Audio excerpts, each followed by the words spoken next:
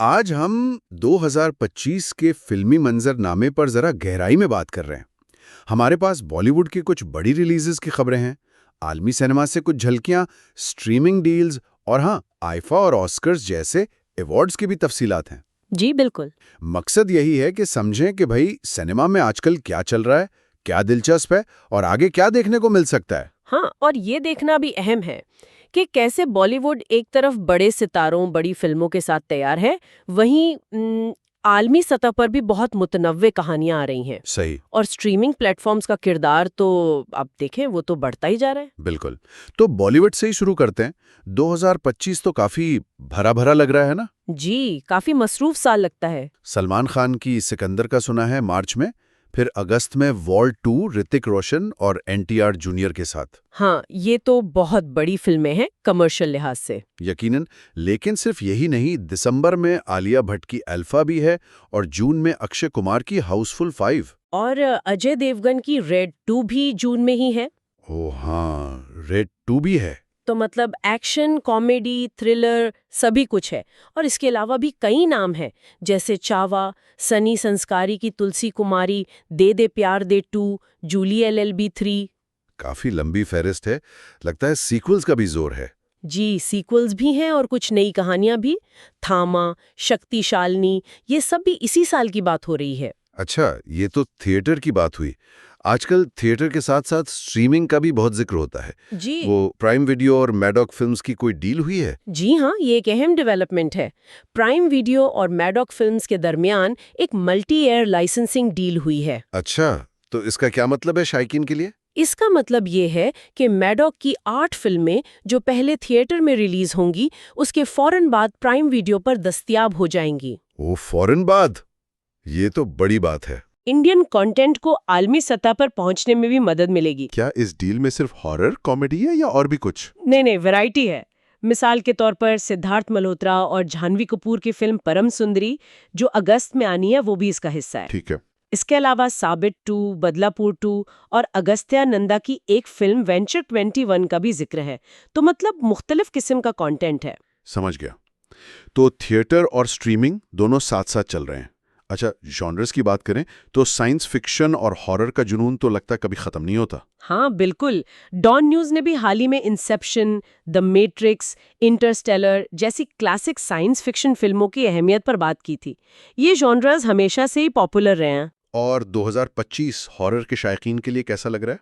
इनके लिए भी काफी कुछ है।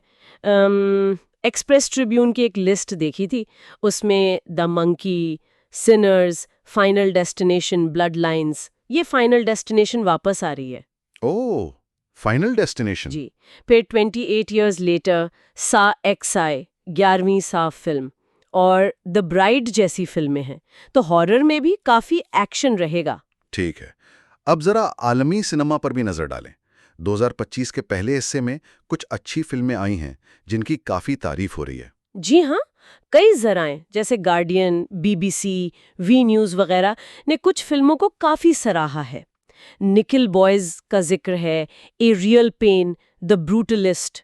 ये किस किस्म की फिल्में हैं? ये अक्सर आप देखें सामाजी मसाइल पर होती हैं, या तारीखी ड्रामे होते हैं, या फिर बहुत मुनफरिद किस्म की कहानी होती है।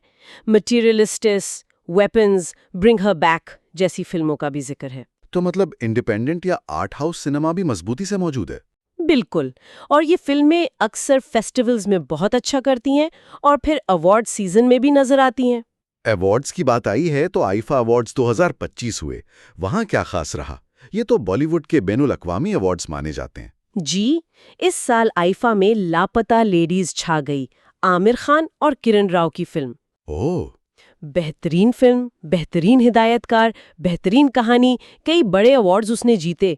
ये एक तरह से इशारा है कि शायद अब कंटेंट पर ज्यादा तवज्जो दी जा रही है। ये तो बहुत अच्छी बात है। और अदाकारी के अवार्ड्स? बेहतरीन अदाकार का अवार्ड कार्तिक आर्यन को भूल भुलैया 3 के लिए मिला और बेहतरीन अदाकारा कृति सीनन दो पति के लिए। ठीक है। और एक नई चीज थी इस साल, डिजिटल अवार्ड्स का इजाफा। उसमें अमर सिंह चमकीला बेहतरीन फिल्म OTT करार पाई और पंचायत सीजन 3 बेहतरीन सीरीज। तो स्ट्रीमिंग को भी अब बाकायदा तस्लीम किया जा रहा है अवार्ड्स में। जी, ये उसकी बढ़ती हुई अहमियत का सबूत है। अब चलते हैं सबसे बड़े अवार्ड्स की तरफ। ऑस्कर्स 2025 नामजदगियों का ऐलान तो हो गया है, वहां क्या सूरत हाल है? ऑस्कर्स में इस बार एक हिस्पानी म्यूजिकल फिल्म एमेलिया पेरेज सबसे आगे है, 13 नामजदगियों के साथ। 13?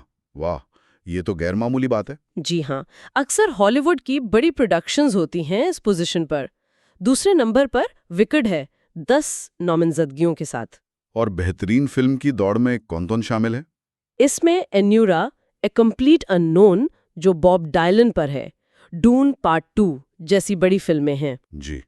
लेकिन साथ ही निकल बॉयज और ब्राजील की आई एम स्टिल हियर जैसी फिल्में भी हैं, तो काफी वैरायटी नजर आ रही है। बैनुल अक़वामी फिल्म की कैटेगरी में?